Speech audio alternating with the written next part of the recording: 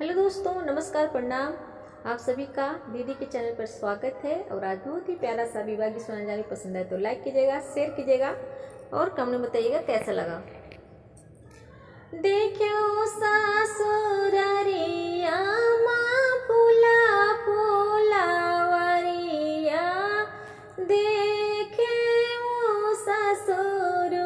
दुआर,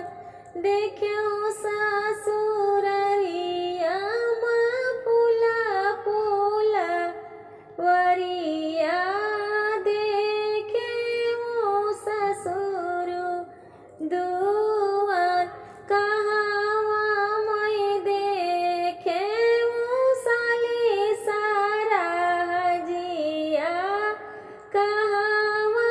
मैं कन्या कुंवर, कहावा मैं देखे वो साली सारा हजिया, कहावा मैं कन्या कुंवर, मड़ाए माँ देखे वो साली सारा हजिया, कहबर माँ कन्या कुंवर, मड़ाए माँ देखे वो साली सारा हजिया, कहबर माँ कन्या कुंवर, होइगा बियाहवा चले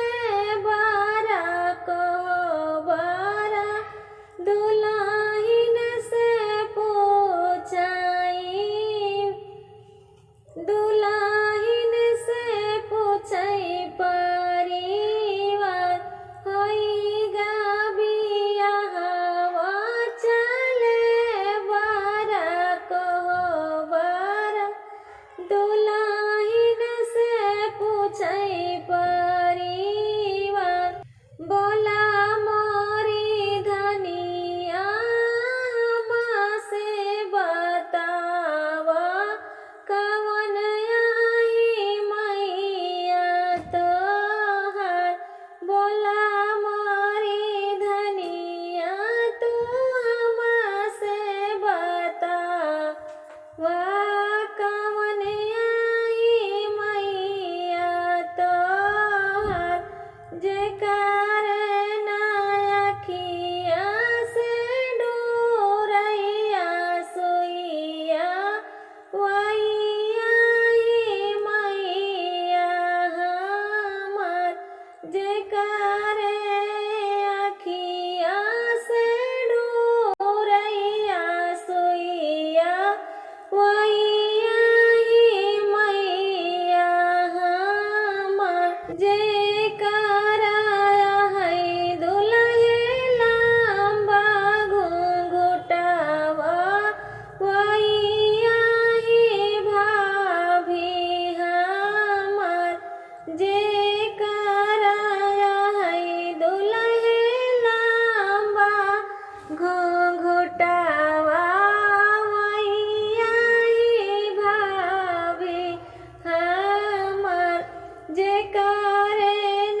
हाथे दुल्हे पचरंग बनिया,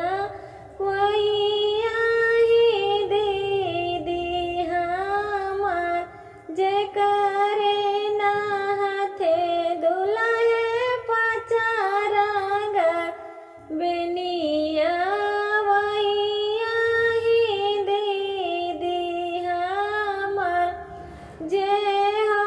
पकड़ दुल्हे डोलिया बैठावई, वैया है भैया हमार, जे हो पकड़ दुल्हे डोलिया बैठावई, वैया है भैया हमार, देखे